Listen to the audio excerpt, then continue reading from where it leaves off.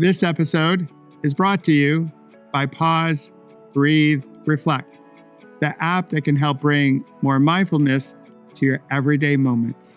Imagine what would be possible if more people could live more mindfully. Hey there, it's Michael. Welcome to the Kintsugi Podcast, a show for perfectly imperfect people everywhere.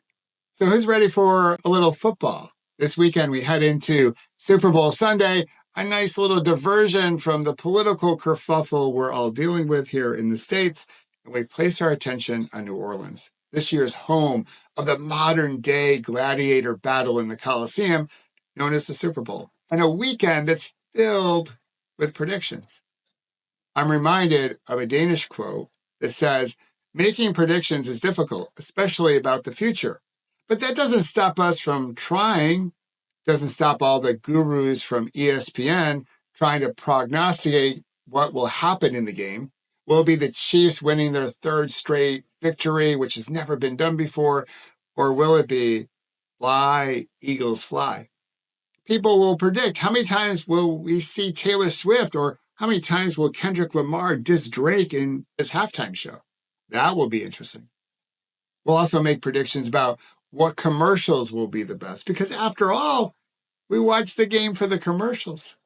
But there's one prediction, there's one aspect of the game that I predict will influence the overall outcome of the game. And I'm going to share this with you in a bit. But first, a little tip as you go into this year's Super Bowl party that you might be attending. If they're serving guacamole, eat as much of it as you can. In fact, bring some Tupperware, bring some home, freeze it, because here's my prediction. Next year, none of us are going to be able to afford guacamole, or eggs for that matter. Guacamole will become the new caviar. The only people who will be able to afford guacamole will be all the rich tech bros like Musk and Zuck and Bezos, because nothing says America like football and pissing off our neighbors. So thanks to a few tariffs, avocado pricing will go sky high. In fact, the price of eggs are going that way right now. In fact, Waffle House has increased all of its prices. Waffle House will soon become fine dining. Crazy, right?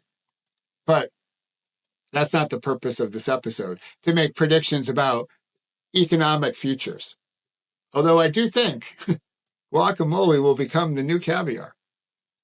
Only the rich will be able to afford it. So much for us little guys out there. But here's the prediction. Here's one aspect of the game that I think will influence the whole game.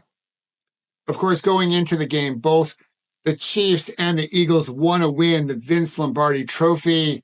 They want to go to Disney World. They want all that. They have goals, much like we have goals. And as you watch the game, it will probably come down to a few plays, maybe a handful. And as you watch the game, you can also watch the game within the game, the mindset piece of the game. It's the conversation the players have with themselves in these critical moments.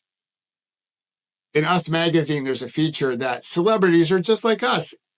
And here's the thing, the players are just like us. We all have a voice in our head. We all have a story that we tell ourselves about ourselves.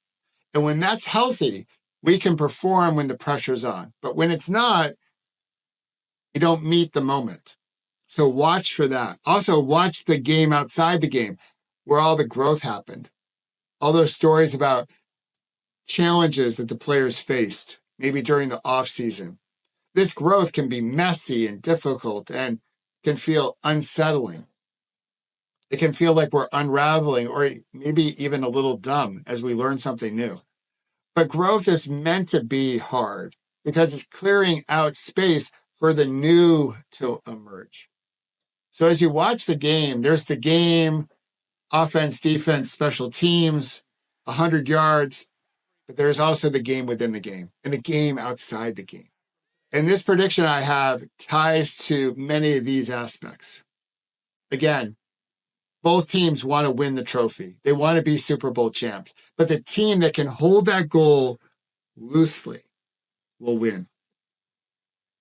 Often when we set goals, we hold onto them so tightly. We white knuckle them, we grab them. We strive for them. We clench them. And then in those moments that matter, we tense up. The game within the game is something we lose. But the team that will win the game will perform better in those moments because they will ease their grip on the ultimate goal. They won't let go of it completely, but they'll just have a nice resting grip on it. That will allow them to be in the present moment. That's the one thing we can control. We can't make predictions about what will happen in our next moment or in the next play, but we can set our intentions, much like the players can, and we can show up for this moment. This is what's in our control. And when we string together a whole bunch of these moments when we are present, just like the players will string together a whole bunch of plays, and the team that can be in the moment and perform up to their expectations, that can reach excellence because they have the game within the game working. They worked on the game outside the game, and now they're in the very moment in the game. They will be the team that will be most likely to win. That is my prediction. So how does this apply to your own personal life? Pretty easily. You have goals. I have goals. It's important to have big goals to reach for, to strive for. But hold those goals loosely. Have them in sight, but ease your grip. By easing your grip, you can stay in the present moment better, so you can perform in the one moment you have control over. That's an easy prediction to make. So try that out. See if you can hold your goals a little bit more loosely and see how that changes how you perform in the moment. It might help you build a stronger connection with yourself in our Kintsugi spirit. All right, time for one last prediction. My prediction, it's Fly, Eagles Fly 31, the Kansas City Chiefs 27. I also predict that Kelsey and Taylor don't get married or don't get engaged after the game, but they do get engaged in May. I also predict that Drake won't watch the Super Bowl. He might be going to a Toronto Maple Leafs game or something else. That would probably be a wise move on his part. But I hope you have fun watching the game if this is part of your weekend plans. As always, thanks for listening in to the Kintsugi podcast or watching. And until next week, let's celebrate our scars as golden symbols of our strength and resilience. Again, thanks for watching. Enjoy the week. I love you. Bye-bye. This episode is brought to you by Pause, Breathe, Reflect, the app that can help bring more mindfulness to your everyday moments. Imagine what would be possible if more people could live more mindfully.